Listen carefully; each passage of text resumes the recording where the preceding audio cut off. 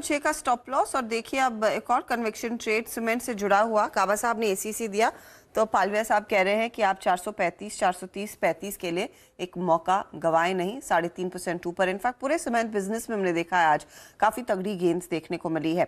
कोहली साहब को फिर से जोड़ते हैं। कोहली साहब, ऑफ कोर्स हम पहले बात कर रहे थे वो विंडफॉल टैक्स की, आपने कहा ज्यादा benefit ONGC and the likes को मिलेगा और रिलायंस आपका एक प्रेफर्ड ट्रेड है, लेकिन आज आपने कोई खास स्टॉक चुना है हमारे दर्शकों के लिए इस समय का, कोई कन्विक्शन आइडिया?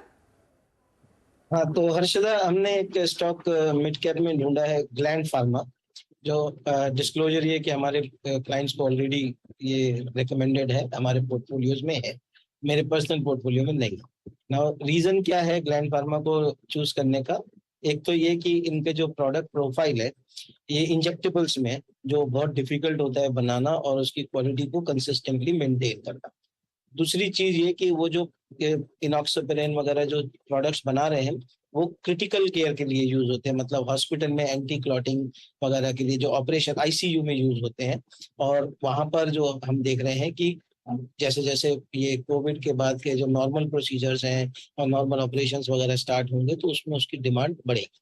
तीसरी बात यह है कि कंपनी का कंप्लायंस ट्रैक रिकॉर्ड जो है, इंजेक्टेबल्स बनाना मुश्किल काम और उसमें अपने आप को क्वालिटी वाइज मेंटेन करना, पिछले 7 साल में एक बार भी एफडीए का कोई नेगेटिव कमेंट नहीं है कंपनी के ऊपर। So which is a very very big impeccable track record. हमने देखा है बहुत सारी फार्मा कंपनियों में ये एफडीए के इश्यूज आमतौर पे आते रहते हैं। तीसरी चीज जो है कि आने वाले समय में क्या होगा, ये हो गया पिछला। आने वाले समय में क्या होगा कि अब इन्होंने बायोसिमिलर्स के लिए एक और नया प्रोजेक्ट लगाया है। एक्चुअली ये जो कोविड की ड्रग थी रशा वाली, वो बनाना चाहते थे बट वो अपॉर्चुनिटी फेल हो गई। तो उसी प्रोजेक्ट को, उसी फैसिलिटी को they are going to use for biosimilars, which is a next growth trigger for all pharma companies. So many other are doing that and ये इनके लिए भी एक बड़ा ट्रिगर होगा। और अगला जो लास्ट ट्रिगर है वो है चाइना से। तो ये कंपनी एक्चुअली चाइनीज पेरेंट की कंपनी है, फोसन फार्मा की, और इन्होंने अपने 8-10 प्रोडक्ट जो है वो चाइना में ऑलरेडी फाइल किए हुए हैं, जो हमारे अनुमान के हिसाब से अगले 2-3 महीने में 2-3 प्रोडक्ट की अप्रूवल मिलनी चाहिए। एक बार चाइना से अप्रूवल मिलेगा तो फिर वहां का भी एक नया रेवेन्यू स्ट्रीम चालू होगा। तो बहुत सारे ट्रिगर्स हैं स्टॉक के लिए आगे खेलने के लिए। और अच्छी बात यह है कि पिछले 2 क्वार्टर में नंबर खराब थे, इसके लिए स्टॉक पिट गया। तो करीबन 4,000 रुपए के आसपास से जाकर के घट घट के 2800, 2200, 2400 तक आ गया। तो इसका मतलब ये हुआ कि वैल्यूएशन भी आपके फेवर में आ गया।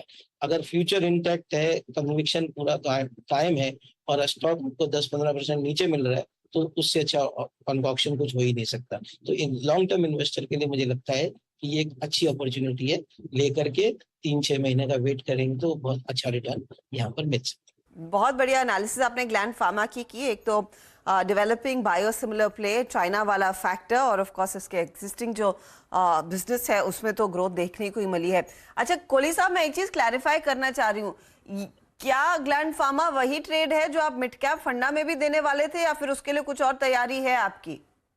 जी, ये मिड कैप फंडा के लिए, मुझे लगा आपने मिड कैप फंडा ही पूछा। कोई नहीं, तो एक काम करते हैं, मिड कैप फंडा का स्ट्रिंग चला दीजिए और एक बार फिर टारगेट्स दिखा दीजिएगा।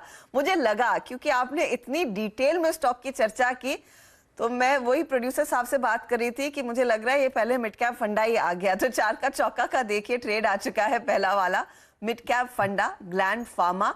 काफी बुलिश है कोहली साहब इसको लेकर। कोई खास टारगेट आपके जहन में है क्या? आज तो ये 2400 के आसपास है। देखिए, मैंने बताया कि टारगेट नॉर्मली हम लोग नहीं देते क्योंकि वो रोलिंग बेसिस पे रहता है। अगर हम पिछला रिकॉर्ड देखें तो ये 4000 से नीचे गिर के आया है।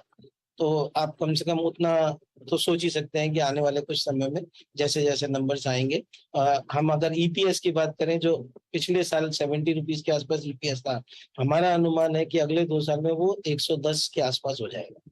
तो इससे आप अंदाजा लगा सकते हैं कितना बड़ा आपके पास ग्रोथ पोटेंशियल है। जी, और याद रखिएगा जब मैं दलजीत जी की बात करते करते